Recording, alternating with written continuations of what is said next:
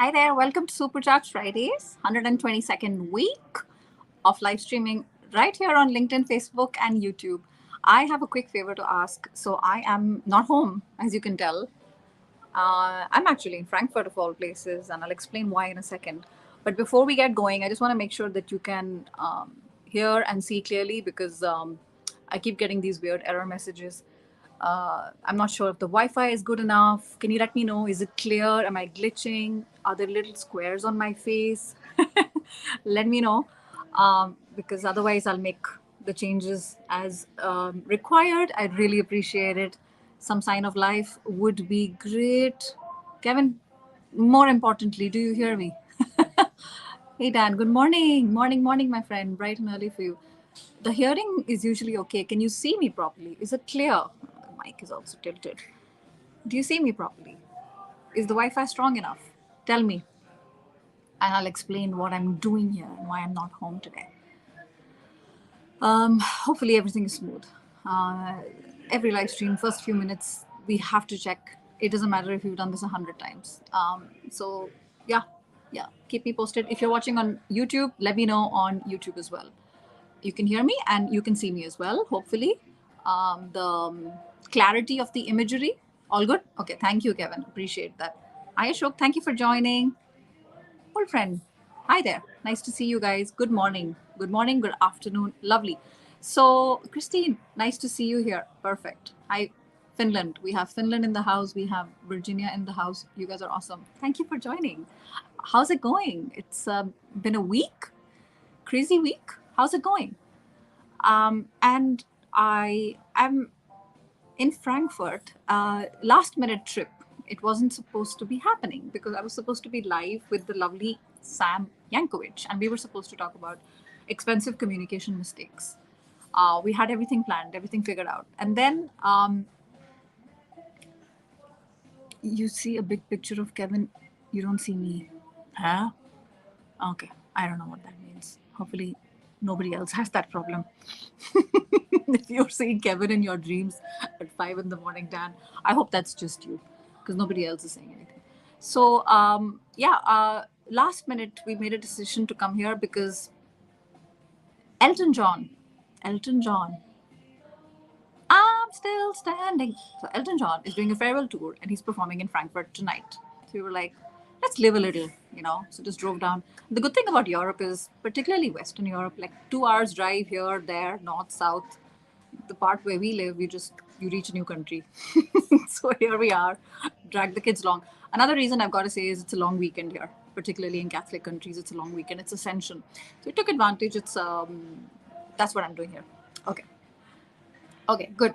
So I wanted to talk about career change. Who here has been thinking about changing their careers and are getting stuck? I thought let's talk about it because I also plan to make a YouTube video on it. But it's one of those topics that never gets old, right? And there's so much like lack of confidence and overwhelm. Like, where do I start? What do I do? Does anybody feel like that? Do you have questions about that? YouTube is very quiet today. If you guys are on YouTube, tell me what's going on. I'm clearly don't seem to be live there for whatever reason. Hope there's no tech issues there. But yeah, I thought let's talk about that. And who has already changed their career? I think that's also cool to talk about. What can you share? Why don't we tap on the collective wisdom of our group watching here? What can you share about changing careers that has helped you? Right? Let's do that. So while I wait for the comments to come in, because I definitely have certain things to say, I want to show you a very bleak and depressing. I really hope the rain clears because right now it's a very rainy Frankfurt, and hence I couldn't be outside. Okay, so what has helped you when you changed careers? Now, when I say careers, you got a job in a new industry, you got a job in a new function, or a new geography. Typically, it's one of the three. Sometimes it's all three. In my case, it was all three. And Rich, what helped you? I think share with us because I want this to come up in the replay on how you did the things you did and whether you need any help today. Because Christine, thank you for joining. You're always a regular here. I'd love to hear from you as well. And anyone else who's had experience with career change. I want to start off while we wait to hear from you. I've also changed careers, and I can't agree more, Dan. I wanted to say that we have to make a plan to make it happen. We don't just wish and make it happen and then complain about it, because I see a lot of that frustration and I get it. But it's not right to complain about work that we haven't done, right? We have to treat it like a project with deliverables. It gets done, but it is overwhelming. So we've got to start from level one, level two, level three, and there is a way to do it, right? Know what you want, skill for it, and build your brand around it, right? Sounds so simple on paper. It's actually uh, quite simple if you think about it. What do you want? Skill for it, and build your brand around it. The what do you want is the part we get scared. But like, what if I want the thing and there are no jobs there? Don't self censor. Start somewhere. What do you want? I think I see a lot of people get stuck there. And that's why career clarity is so important. What do you want? Skill for it. I think that is where the fun really, really begins. What do you want is already fun because you're imagining this new future for yourself. Skill for it is building all those technical skills. I hate the word soft, but life skills, power skills, everything you need, sales skills. And then you build your brand around it, which simply means people should talk about it the way you want them to talk about it. It's as simple as that. What is the narrative? When somebody thinks of Kevin, what do they think of? When somebody thinks of Dan, what do they think about? It's because of that messaging that comes up again and again. And for Rich, education has helped, right? It's drawn the line between old job and new opportunity. That's great, Rich. That's great. There's a lot of people who might disagree with you. I personally am a fan of education. As you saw, you were on my live stream last week. Education has changed my life. In 2022, there will be people who'll say, do you need that 150,000 MBA, $150,000 MBA, or do you need that expensive thing? So I'll come to that because I think that education for some people can be gate opening, like door opening, and for others it can be a barrier. So it depends on our resources. It depends on how motivated we are. So I think I'm loving these comments. Please keep them coming. Perseverance, Badesh. It is so true. Bhuvati, you worked in consultancy and then R&D. That's very interesting that you did that and then R&D the second. Usually it's the other way around. Can you share with us here what helped you to make that switch? I think that we will learn collectively from you. And Divarkar changed 6 years ago, and I'm so happy I'm far away from my colleagues today. Divarkar, can you explain a little bit why is that? Is that a place that you didn't enjoy, or people, or the core, like the function, the content of your function, what I call the position composition? It'll be interesting to learn. And you're looking to change again. Okay, I understand. Hey, Janet, drawing upon strengths that are tangential. Did I pronounce that correctly? And they support your core. Right? I love the idea of tangent. And I think I also use adjacency. Adjacency. You need skills in a certain area, but there are also skills that are around it that help you. That's a great point. And I also want to highlight the fact that Kevin is watching here. One area that Kevin talks about that gets really ignored on your LinkedIn profile is the skills section. And Kevin, please correct me here if I'm wrong. If you're watching, I hope you are.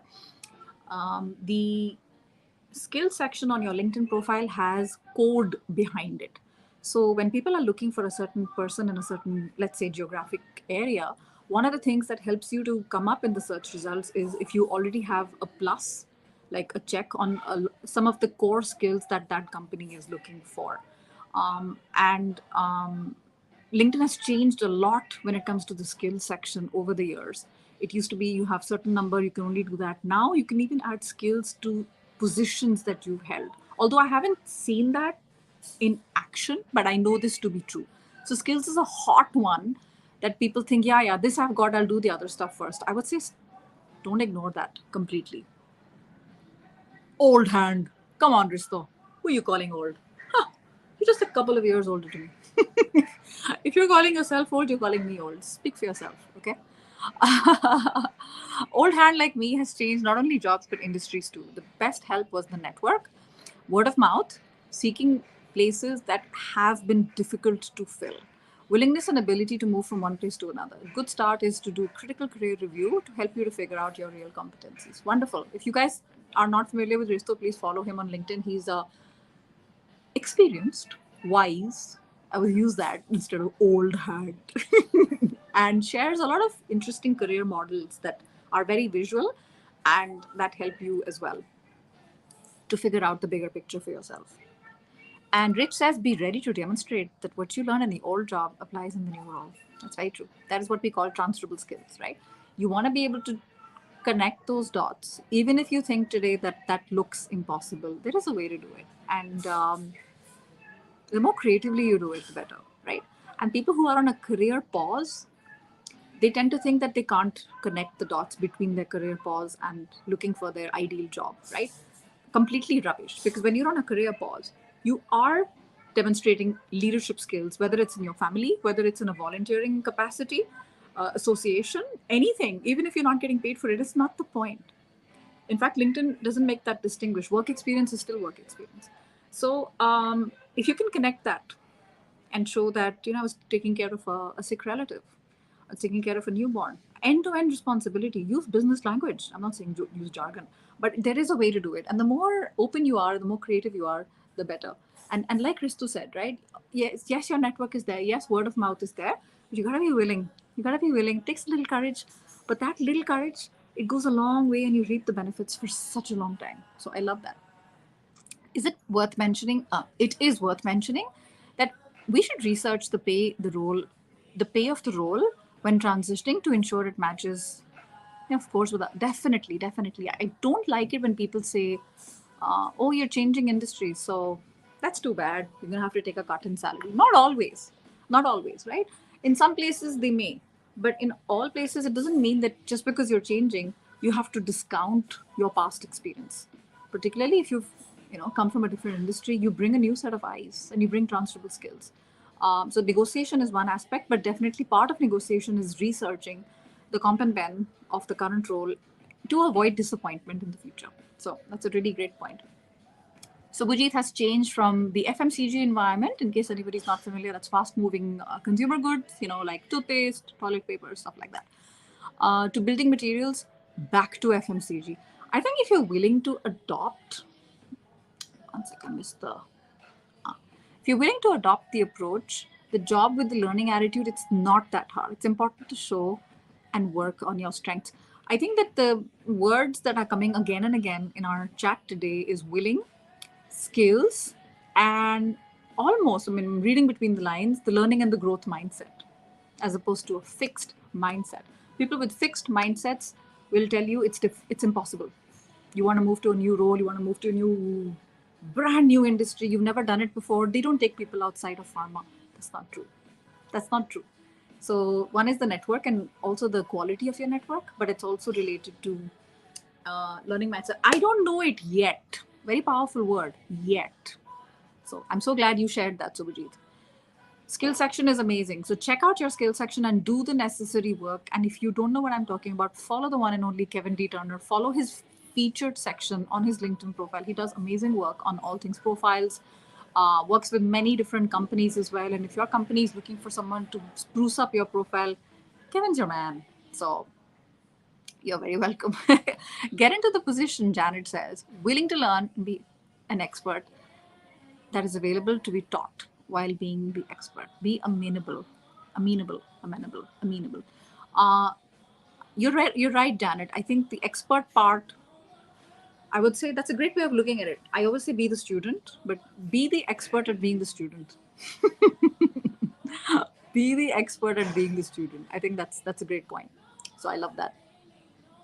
Because people want to be with you. They're like, this person doesn't know it out. They're figuring it out. They're documenting their thing. I want to learn with them. Right? It's a little dark here. Is it okay, guys? Is my lighting okay, or am I just being fussy? Okay. I don't know. Too late. Doesn't matter. Consultancy projects would be like 3 to 6 months, but it helped me to get to customers directly and solve their current problems. While the R&D helped me to work on future technologies and future problems, right? So here, Bhavati, I think going back to what Rich said, I think here education helped, right? To get into R&D, you do need that technical skill set. So for some people, that might be a barrier, but it'll be much easier the other way around. So I'm glad you took advantage of your technical background. So I'm glad. Thank you. Hey Ravi, I'm into sales, but I try to get into SaaS sales. No one is giving me the chance not to trust my experience. So Ravi, if you're just joining us, welcome. Please take heart. Make a plan. Watch the replay. We talked a little bit about this already. It's about, yeah, listen to the replay. I think our lovely viewers here expressed it better than I ever could.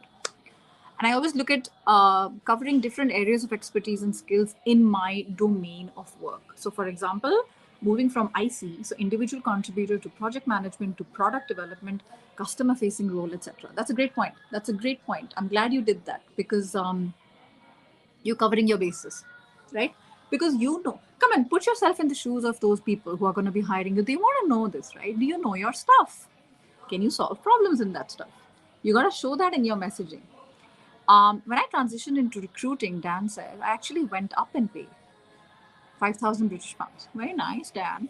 But you also showed that, right? You showed that you could do the job, even though you were new in recruiting. So I'm glad you shared that, and I'm glad you showed that it's possible. So, hey, Diana, how are you? Diana's my friend in Canada, and she's just started a LinkedIn learning course, and it's a nano, nano. So it's like really short. And her nano LinkedIn course, I haven't done it yet, but I saw the update and it's live. And it's all about how do you present yourself with conviction, with confidence. For a lot of us who are watching today, please, please, please follow Diana and check out that LinkedIn course, because it's really relevant to everything, whether you're on a networking event, whether you're looking at making a career change, or you're in a networking event related to career change.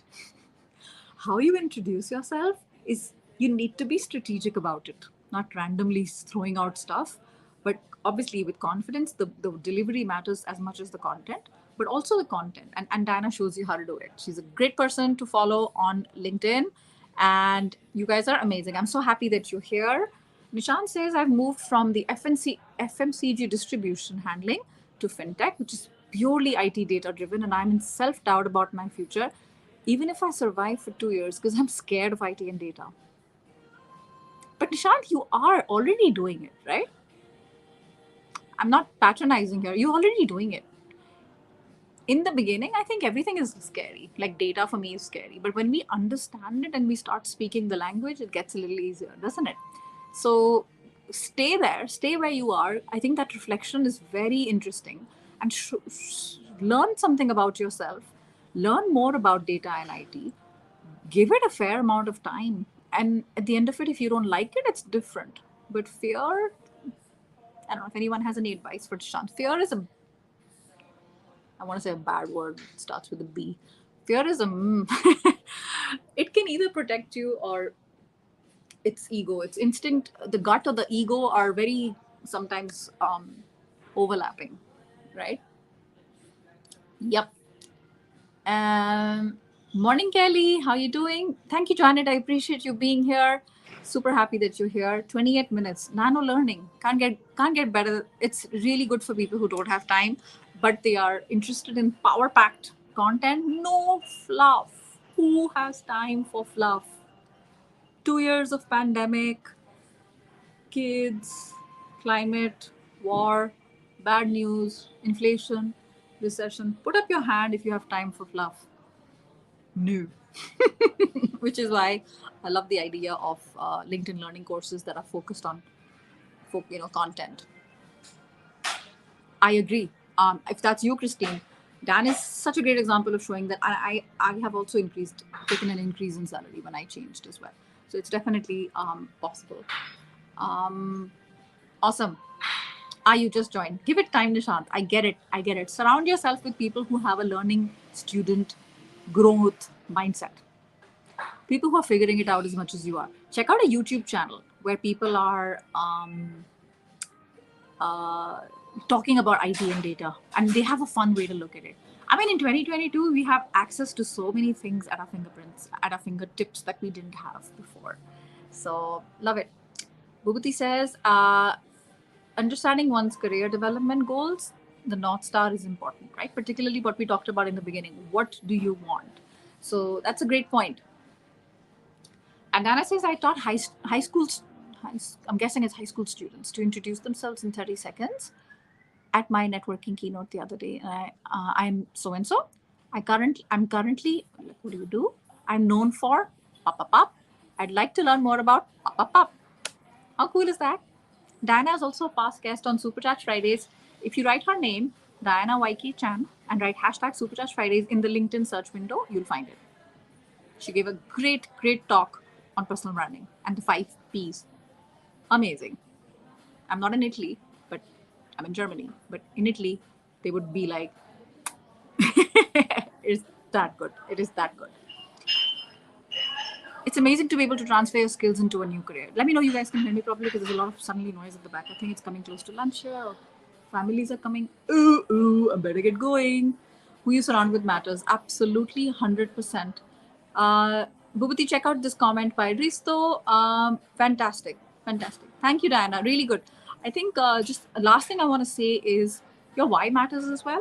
Why are you doing it? Is it to run away from something or run towards something? Why are you changing careers? Is it because you're running away because you hate something, or you're running towards? I'm not saying one is better than the other. Sometimes you know what you don't want and don't want to do it anymore. That's good. But I think we just have to watch out that it's not coming from a place of fear, that it's coming from a place of curiosity and learning. Because when it comes from a place of fear, our quality of decisions tends to be very poor. And some of those decisions can have long-term consequences, long-term repercussions. So we want to be able to see that we are changing careers because we are running towards something, as long as we are aware that we're running away from something, but that's not the overarching why behind it. It's more because I'm drawn to this industry, I'm drawn to this function. Haven't done it before, but I have a feeling I'd be very good at it. And I want to make a project, I want to make a plan and how I can make it happen. So, yeah, I think I'll talk a lot more about it in my, I'll make a YouTube video on it because this is a very hot topic.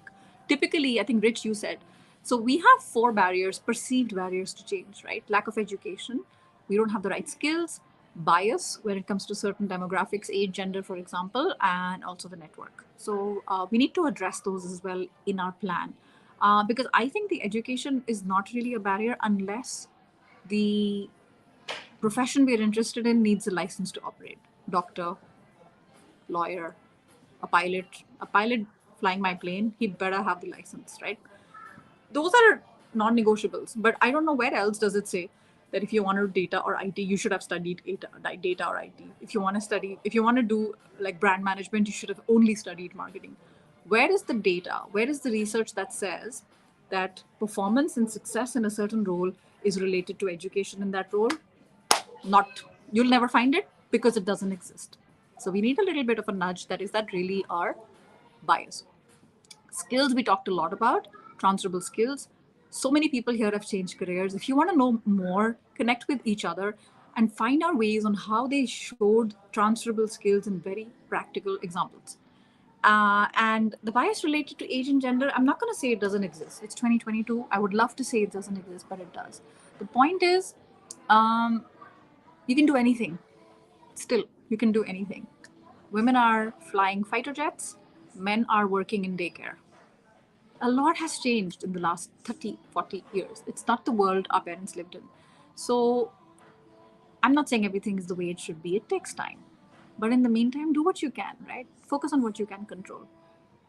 Network we talked about. And I think one of the beauties of network is we've got to reactivate our old network, our weak ties. Weak ties in sociology, they're called weak ties, which are basically people we're out of touch with, but they could be great assets.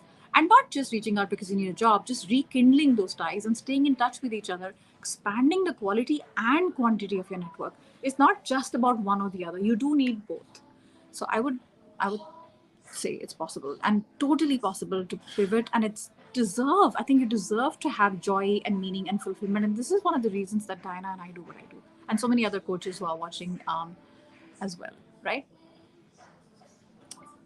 And Bhavesh says, my experience has been in journalism and communications, and I'm trying to move into equity research. Although I've been lucky, I used the opportunity to transition. That's wonderful. I'm so glad. Don't hope. Hope is not a plan, right? Bhavesh, make it happen. You'll do it and show your work. Everything that you've done, any opportunity you had, show your work, because if you can like prove it, not by telling in a resume, not by showing it in a cover letter, but showing your work, even if it's in a volunteer capacity, helping somebody out in your personal network, it's definitely possible. And yeah, absolutely love it. Fantastic. So thank you so much for being here. There's just the tip of the iceberg. I think the career change part deserves like a proper workshop, actually, not even like a 20-25 minute live stream. But I wanted to, yeah, wanted to talk about it in any case because I think it's interesting and I'll be doing so. Watch the space. Anyone who's watching on YouTube, I don't see a single person on YouTube today. Something's happened to you. For a change, YouTube is glitching. I'm happy to say, not LinkedIn. This time next week, I'll be back, hopefully home, and I'll be live with Sam Yankovic. He's a great guy who has LinkedIn learning courses. In fact, that's how we met because his course showed up in my feed, and we're going to be talking about communication mistakes. And particularly what we say, how we say it in certain cultures, what are the consequences of that, and how they can be extremely expensive, and how to avoid them. So I'm really looking forward to hosting Sam Yankovic on my laptop, not on my phone, but everything seems to have worked. You guys are amazing. Thank you so much for being here. And I shall be heading out to watch Elton John on his farewell tour. Wish me luck. Take care of yourselves. And thank you for being here. And I shall see you next Friday at the same time. Lovely Friday and lovely weekend.